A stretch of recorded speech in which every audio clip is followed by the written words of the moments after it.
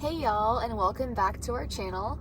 So if you're new here, I'm Emily. We make recovery videos for severe anxiety, agoraphobia, depersonalization, derealization, panic disorder, anything else you want to lump under the umbrella of severe anxiety and nervous system sensitization.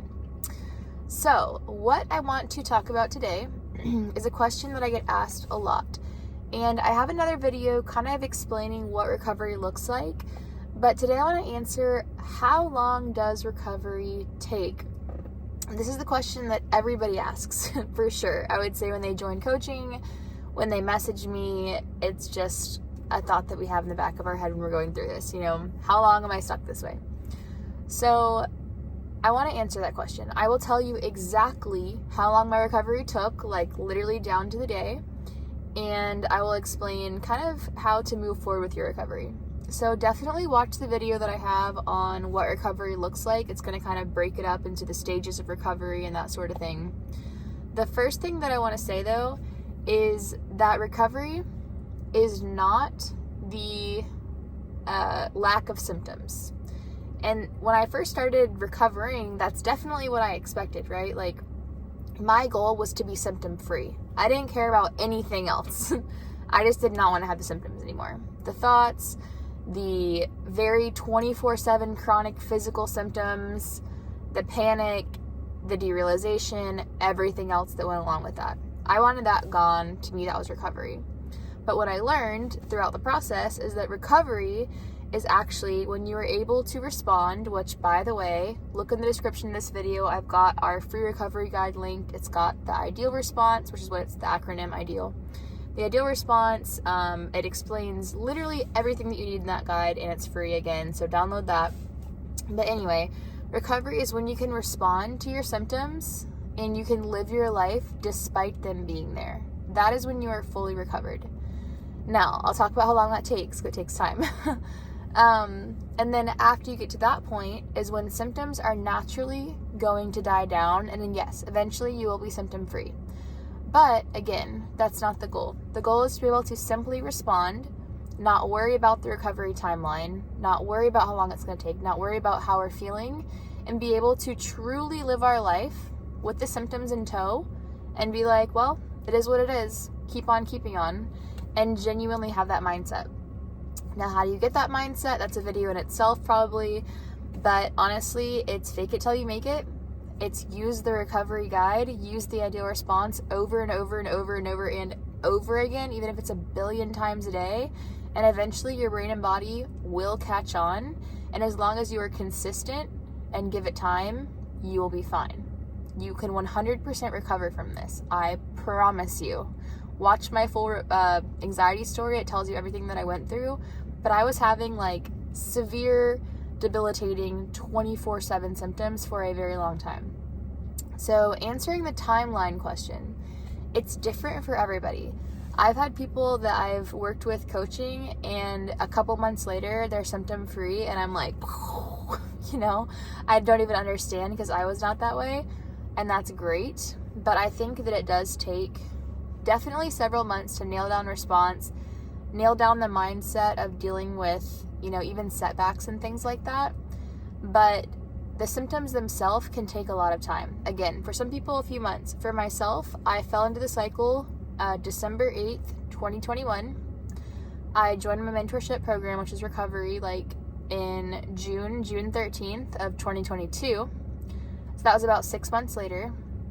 Between that time, I had pretty much been digging myself a deep, deep, dark ditch of avoidance and just reinforcing the panic into my body, because I was so scared to do anything, because I was really terrified of the symptoms. So June, I was in a pretty bad place. Between June 13th and the following December, so another 6 months, I was in a lot better place. I was finally getting to the spot where I was driving again somewhat. I actually got pregnant throughout all of this, which I'm going to make a video on soon, a very long sit-down video. But yeah, so I got pregnant, gave birth the following December, so now we're at 1 year. And at that point, I was more functional, but still struggling, I was still not acceptant of my symptoms, and they were very present. But I was able to do things like, you know, give birth, big things like that I would not have been able to do, like, without having massive panic attacks and things like that, you know, 6 months before that. So I was in a lot better place within 6 months. Now, the problem that I would say I kind of made throughout that time is that because I was pregnant, I was taking my recovery slowly, and I definitely was not diving in when it comes to exposures and things like that. I was more so trying to stay afloat and just kind of taking life as it came, which is fine too. There's nothing wrong with slow recovery as long as you're recovering eventually, right? But that was 6 months. Now between December and now, which is like, I don't know, January, February, March, April, May, 10 months. I'm at a place now where I would say after giving birth to now, I have done so much more. I've gotten on airplanes, I've traveled again, I've been in group fitness classes every single day, I'm driving again. I mean, I'm living my life 100% finally, like, for sure. And I would say at this point, I still have a few lingering symptoms. I still have headaches that are pretty frequent, and I still have a few kind of like symptoms here and there that pop up, but nothing that's like 24/7 chronic debilitating, you know? So all of that to say, like, it's been since December of 2021, and I still am not at a perfect baseline. And when I say that, it's like, for example, symptom-wise. Response-wise, I'm fully recovered. But as far as symptoms go, you know, it's like before falling into the cycle, I could go on a trip, you know, say it's international, I don't sleep, I jet lag, all that stuff, right? And I would feel kind of like crap for a day, and then I would be fine. But now, which I'm actually doing in a few weeks, I'm going to go to Europe, and I know for sure that I am going to be wiped out. I'm going to have the anxiety hangover type feeling probably for like a little while. It could, I don't know, days, weeks, who knows. But I know that I can respond and I'll be fine. And by responding, I'm showing my body that I can get back to a normal baseline. Because when this first started, my stress levels, I wasn't even able to tolerate, you know, answering an email. So being able to work myself back up to exercising and fitness classes pretty much every single day, driving every single day, go, taking care of 2 small children every single day, working, traveling, staying up all night with jet lag, all that kind of stuff. It takes time to get your body back to, you know, baseline. So to answer that question, basically it depends on you, it depends on your body, but as long as you are, you know, responding, you will definitely start building confidence and seeing results. And if, you know, you're not already in the Facebook group, definitely join and stay connected. Definitely download the guide. If you want to do coaching, join group coaching. There's a lot of awesome people in there.